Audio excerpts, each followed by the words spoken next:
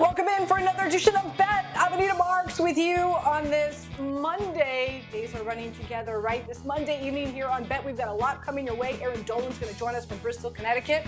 We'll do a deep dive into the big Monday night matchup tonight. Of course, the Rams going up against the Green Bay Packers. We'll take you to Las Vegas. Joe Fortenbaugh is going to jump on board. We'll talk about some of those bowl games the next 2 weeks. Hopefully you have off.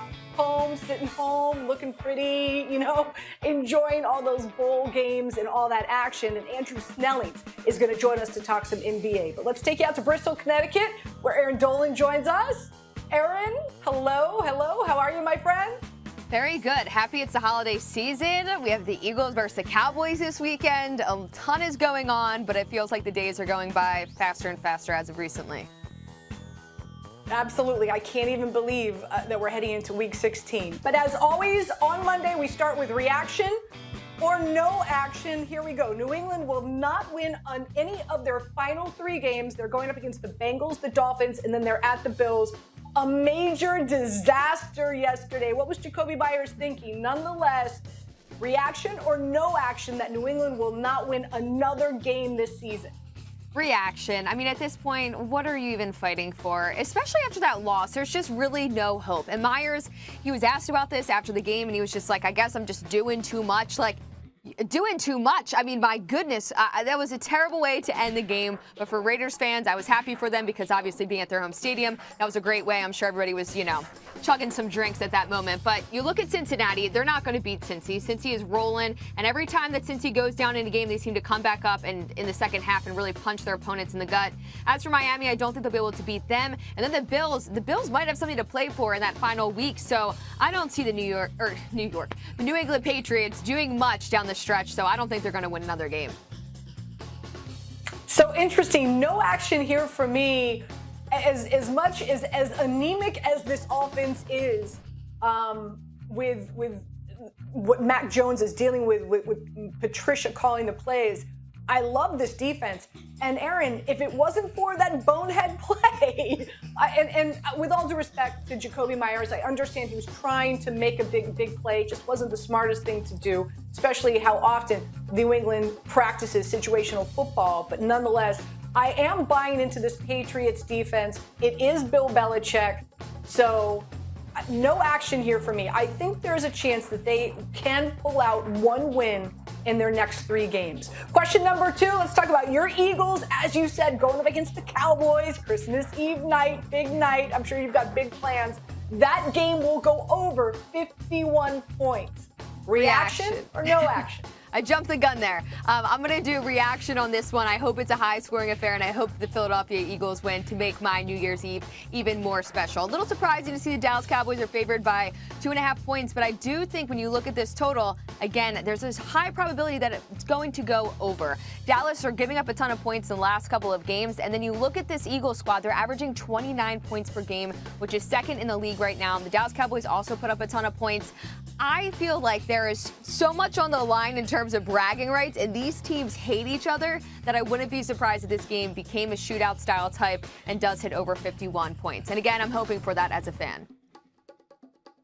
So I'm going reaction here, but like a small play. Like, I have no idea how this game is going to turn out, right? Like the last meeting combined, when they went up against each other earlier in the season, only 43 combined points. Dallas allowed the Jags to put up 40 points yesterday. Granted, that was in overtime. The Eagles barely put up 25 points against the Bears, who arguably have one of the worst defenses in the NFL yesterday. And this is division rivals. Division rivals know each other extremely well, going up against each other the second time in the course of a season. Usually the under hits there. So I have no conviction here, but reaction, why not? Question number 3, the Green Bay Packers, they win the first half by 1 to 6 points. And you could get that at plus 320. Reaction or no action? No action here. And look, this is really good value, but at the same time, I have no idea how this game ultimately is going to shape out. I know we're going to get into our picks and our props for this game, but in terms of just isolating this to the first half and limiting it to a certain amount of points for the Green Bay Packers, I just cannot do that. Who knows how the Rams are going to look? That's what is the concern here. We're not sure how the Rams are going to look, so I can't know how the Green Bay Packers in the first half, how many points they're going to win by, just based on the fact, is Baker Mayfield going to come out and look absolutely tragic, or is he going to come out looking like a hero? You have no idea what's going to happen. So it is definitely no action for me on this one. So I was at that SoFi Stadium when he endured that 98-yard touchdown drive against the Raiders.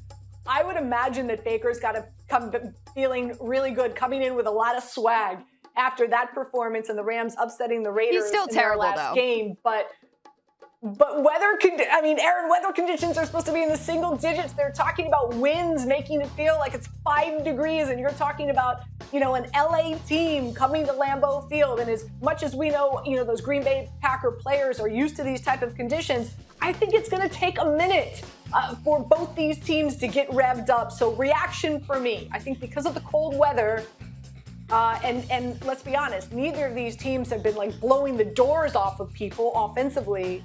I'm going reaction here. I'm going to play it. And you're right. They are pretty good odds. All right, let's do a deeper dive into that matchup. Again, the Green Bay Packers, they are favored now by 7.5. The line just recently in the last hour went up. The over-unders at 39.5. What's your play in this game? So in terms of the spread, I'm not betting it because neither of these teams have been profitable against the spread. And on top of that, they've been unpredictable. And all season, they've underperformed. In terms of that total, staying away from it as well.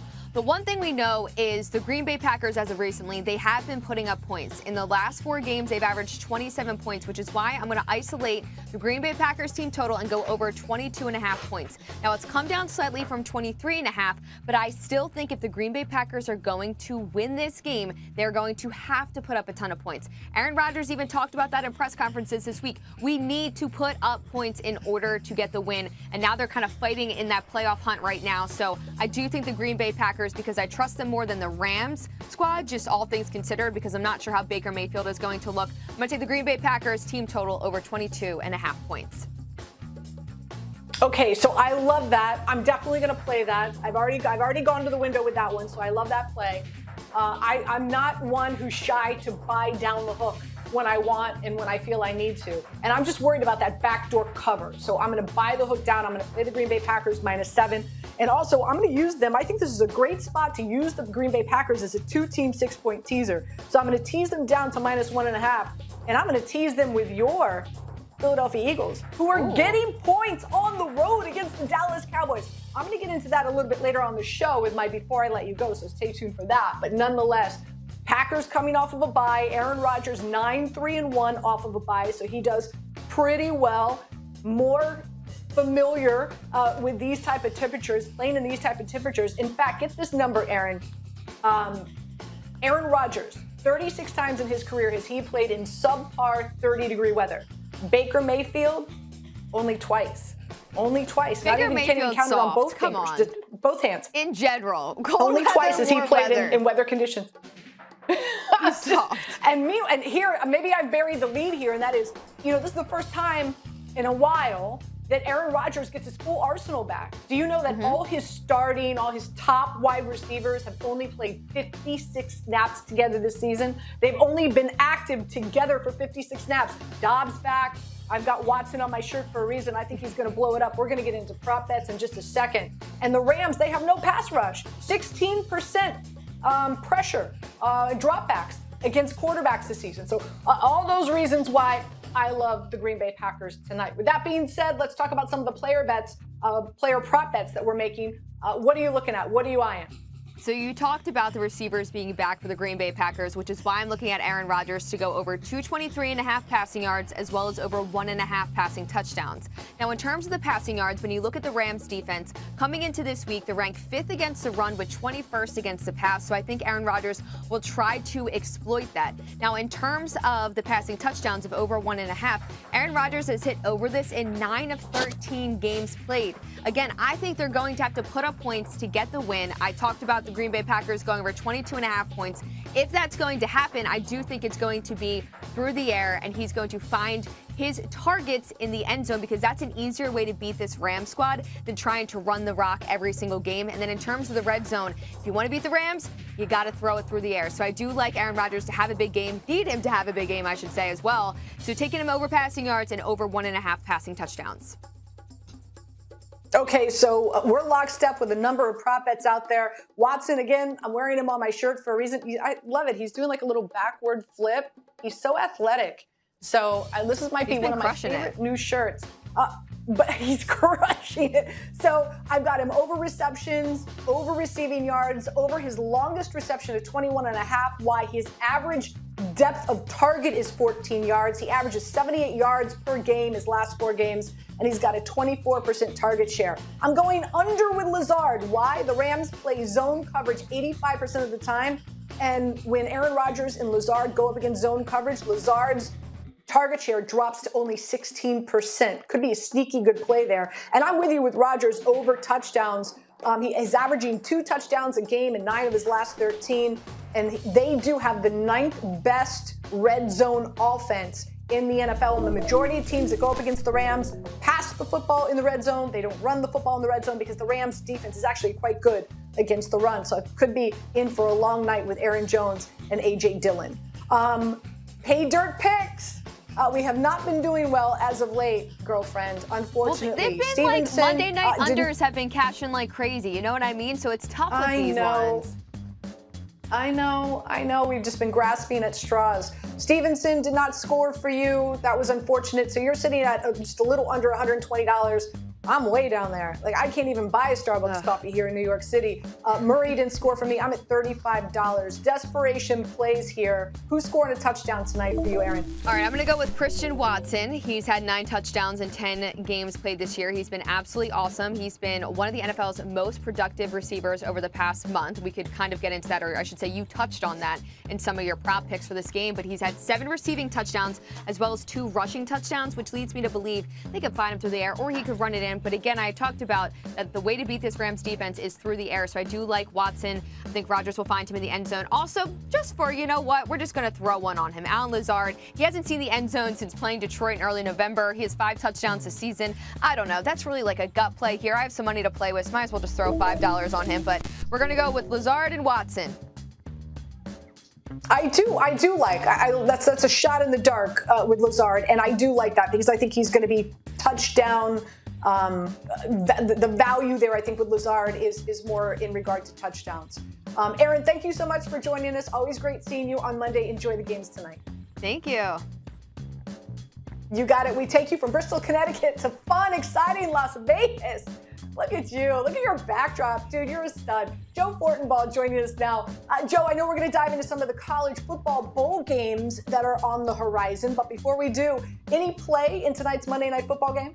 I heard you mentioning the Packers as a 6-point teaser. I think that's a fantastic play. The Eagles, the San Francisco 49ers are great pairings in that. Best play tonight for me is going to be a Baker Mayfield prop over 17.5 completions. This actually opened 15.5, went up to 16.5. Now it's up to 17.5. It is an extremely low number for a team that is priced to be throwing the ball late in the game. They're 7.5-point dogs. So what do you think? They're just going to run it the whole game? They're going to have to throw. Now, Green Bay has a very good pass defense, but here's the thing. I don't think Mayfield's going to be taking big shots down the field. Dink and dunk, take what the defense gives you, just try to survive this new playbook that you've only been around for 10, 12 days. And keep in mind, in his debut against the Raiders, he completed 22 passes. Now, that's the Raiders. This is a better pass defense, but I don't think he's only going to complete 17 or fewer passes tonight. 30 of the 32 teams in the NFL are averaging 18 or more completions per game this season, so it's not like this is a hard number to hit, Anita. All right, it's time to turn our attention to the bowl games. And this is such a great time of the year, especially if you have off the next 2 weeks, unlike Joe and I, but nonetheless, we've got 6 bowl games. We're going to focus on the 4 that are outside the playoff games. And let's start with the Rose Bowl, the granddaddy of them all. Utah favored by 2.5. Penn State going up against Penn State. The over-under here is at 52. What's your play? I like the over here. I'm a Penn State graduate. Some might think I'd come on and play homer and select Penn State, or that I'd be a self-loathing fan and I'd go with Utah. I'm just going to give you a nice, simple overplay here, all right? It's the Rose Bowl. This is a game where you let it all hang out. You don't worry about fourth down conversions in the third quarter and whether or not it's going to hurt your standing. You're going out there to let it all hang out. Number one, Penn State's going to have multiple defenders who opt out of this game, most notably Joey Porter's son, Joey Porter Jr. He's already gone, so the defense is down a bit. On the Utah side, you have a very good defense when they're playing in Salt Lake City, but when they go out on the road, it's a little bit different when they don't have that home field advantage. So I think the month to prepare benefits the offenses. I see this being a higher scoring game. It opened like 50. Now it's at 52. I think it continues to climb. I say Jopa. You say? I don't know that one. I really don't know that one. Am I supposed to know that one? Maybe it was your. I say Jopa. You say Turno. Jopa. Turno. Jopa. Turno. Anyway, my play is Utah. You know that one. Anyway, my play is Anita, Utah. I got to interrupt. My time at Penn State, I got to be honest, I had season tickets. I didn't really make it to many of the games. Your boy had a lot of late nights, and those games started relatively early. Okay, that explains it. That could be a good excuse. I'm all over Utah here. I love the way that they looked, of course, beating USC. Of course, a banged up Caleb. But nonetheless, I think you're absolutely right. I think it's going to come down to Joey Porter being out. I think Cam Rising, as well as Money Parks, is going to have a solid game. And really interesting, this is going to be Sean Clifford's last game. Could we see a changing of the guard during the game for Penn State? I'm reading and I'm hearing the possibility. So Utah at -2.5 is my play. The Sugar Bowl, Kansas State going against Alabama. Alabama favored by 6.5. The over-under's at 56. I'm curious, Alabama, I don't know how they could get really excited about this matchup. They're used to playing for the national championship. How are you rolling in this matchup? So here's the thing. They just announced that Bryce Young and Will Anderson are going to be playing in this game. And I'm shocked by that because it's a meaningless game for Alabama, and yet their two-star players are going to suit up. So with that in mind, I'm going to play Alabama -6.5. And here's what I think happens. It moves up to 7. It goes to 7.5. People get excited about Bama. Then you can play back the other side on Kansas State plus 7.5. And you can try to middle the game right on 7. So if it lands 7, you win both your bets. That's what I'd be looking to do. This is an interesting situation. I'm a little queasy, to be honest with you, because I didn't think these guys were going to play. And I'm wondering, are they going to start? Are they going to play all 4 quarters? I will say that I believe Kansas State shows up ready to go. Won the Big 12. This is a huge game for their program. I expect them to be fully locked in for this matchup. Yeah, I'm with you. I like K-State. Give me the points as well. They look great, obviously beating TCU in the Big 12 championship. And I think this game is going to mean more to them than, of course, Alabama. Now, I know you mentioned those two players that are going to be active, hopefully attractive, but nonetheless, out of the first 32 first-round picks in the NFL draft, aren't over half of them Alabama players? So they might be playing, but I'm curious, what are the other players that are contributors on offense and defense that could possibly be opting out because they're expecting to go high up in the draft? So I small play, small lean, but I do like Kansas State. The Orange Bowl, you've got Clemson going up against Tennessee. Clemson favored by 6.5. The over-under's at 63.5. Who do you have here? I think this is sitting 6.5 because if it touches 7, the Sharps are going to get involved with Tennessee. There's not a whole lot to like about Clemson here. I know that DJ Uiagalelei is going to be transferring. He's in the transfer portal. This Clemson team was not very good this season. They did have a chance late in the year to find their way into the college football playoff. They completely melted down and blew it. You got transfers, you got opt-outs, you got all types of stuff going on. And now you're laying a big number against a Tennessee team that people have kind of checked out on because Hendon Hooker got injured and won't be playing in this game, the star quarterback for the Volunteers. I think Tennessee's fired up for this game. When was the last time we saw them in a major bowl game, right? Like Clemson, it's playoff or bust. Tennessee, they were just looking to be a 500 team, and now all of a sudden they're nationally relevant. And in the Orange Bowl, I think motivation highly favors Tennessee in this spot. I'd play them on the money line as well. Do not be surprised if they go out and win this game outright. Interesting. I have more of a lean towards Clemson, and I'm with you at the 6.5. I wouldn't play him at 7. I wouldn't play him at 7.5. I don't know a lot about the new quarterback era that Clemson is about to unleash. Is it Klubnik? Am I even pronouncing it properly? Klubnik, yeah. I'm hearing a lot of hype. I'm hearing a lot of hype and a lot of excitement, and apparently we're going to see a lot of him in this matchup. So Clemson is making the switch at quarterback in this bowl game because the desire to do so. Tennessee, as we know, Hooker with the ACL is having to lean on Joe Milton. So I have a small lean towards Clemson, again at 6.5. Won't play if it's at 7 or 7.5. Last but not least, we've got the Cotton Bowl, Tulane going up against USC. Heisman Trophy winner, Caleb. USC favored by 2.5. The over-under's at 63. What's your play? So again, look at this number sitting 2.5, and I think the Sharps are just going to sit and wait to see if they can get 3, and then they're going to come back on Tulane. We talk about this all the time. The key factors when it comes to bowl season, it always comes down to motivation. Who wants to be there? Who doesn't want to be there? The best example I can give you, years ago, I want to say like 2007. Don't quote me, but it's right around there. SMU was playing in the Hawaii Bowl under June Jones. It was the first time SMU was in a bowl game since they got the death penalty with the Pony Express back in the 80s. They go up against Colin Kaepernick's Nevada team, who didn't want to be in that game. They thought they had a better shot at something, and I think they ended up losing to Boise down the stretch. Nevada was laying 14 or 14.5 in that game. SMU rocked them because SMU wanted to be there, and Nevada didn't. That's what I think we have here. Tulane has had a magical season. They've been fantastic. They exercised their demons against Central Florida, got their revenge, and pounded the Knights, and they're being rewarded for that with a major bowl game. Conversely, for USC, it was all about making the playoff. It was right there. The table was set, and they went and they melted down, and they got their rear ends kicked by Utah in a game that took them right out of the picture. I wonder how many of these players are stoked to be in this game knowing the playoff was right there for them. So I'm on Tulane plus the 2.5. I'll take it at 2.5. I am going to wait to see 3. I am, but I think the Sharps are going to be all over the green wave here. Just out of curiosity, I'm hearing that Caleb is going to play, right? He went to social media and confirmed that he is going to be active, hopefully attractive, as I like to say, for this game. If that's the case, I've got to lean towards USC at minus 2.5. But again, I won't play it at 3. I won't play it at 3.5. But you're hearing the same thing I am, right? Caleb is going to play, even though he's dealing with a hamstring issue. Yeah, it's been all over the map. That's why that's what's funny to me is the 2.5. With Caleb Williams and the public loving USC and all the points they score, how many people in the public were honestly watching Tulane, right? Not many. I can't imagine people are really well versed on this Tulane squad, which can score points. And that USC defense is an absolute mess. You can hang a big number on them. So my thoughts would be after winning the Heisman Trophy, if Caleb Williams is playing in this game, this number would be higher. Now, maybe he does, but I'm not certain how this is going to play out for USC.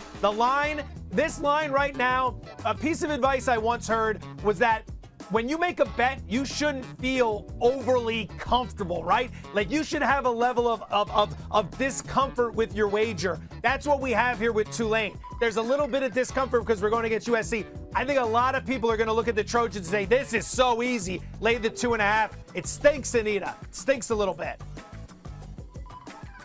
Joe, thank you so much. Enjoy your night in Vegas. Enjoy the Monday Night Football game. You didn't even mention, this might be one of my favorite new T-shirts, right? Chris Watson with the backflip. Awesome. He has been so awesome.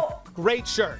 He's so athletic. This might be my new favorite T-shirt. Joe, thank you so much. I'll see you on Thursday on Daily Wager. So we go from Joe Fortenbaugh, we take you back to Bristol, Connecticut. Andre Snellings is joining us now to give you some NBA picks and plays. Andre, great to have you on the program. Let's start with the Raptors and the 76ers. 76ers favored by 7. The over-under's 219.5. How are you playing this bad boy? I'm going to go give the points and go with the 76ers. The Raptors normally play them tough, but these are two teams going in the opposite direction in a hurry right now. The Raptors have lost 7 straight, including 4 straight since their Young Defensive Player of the Year candidate, OG Anunoby, went out. And the 76ers, on the other hand, have won 4 straight by an average of more than 15 points per game since they've gotten used to having James Harden back, dishing it to the red-hot Joel Embiid. So I'm expecting more of the same tonight, so I'll give the points and take the 76ers. Let's talk about the Cavs' best home record in the NBA, right? They're going up against the Jazz tonight. They are home, so therefore they are favored by 6.5. The over-under's at 220. What's your play here? Once again, I'm giving the points to take the home team, giving the Cavaliers. Some of the analysis is similar. The Cavs have been playing strong of late and winning most of their wins by 6 or more points. And the Jazz have been scuffling a little bit of late with most of their losses coming by more than 6 points. But in addition, the X factor is the Donovan Mitchell. It's the Donovan Mitchell game. He always likes to put up a big number when in a big situation. And facing the team that he started and played most of his career with, I consider that a big situation. So I'm looking for big things from both Spider-Man and the Cavs on Monday night. Let's go to the Bucks taking on the Pelicans in the Big Easy. Giannis dealing with a knee issue, and also the Bucks no bueno on the road. Pelicans, this is moved now to a pick'em, and the over/under is 228. Do you have faith in the Bucks on the road with Giannis dealing with a knee issue? So, Giannis in the game, I picked the Bucks even if his knee is hurting.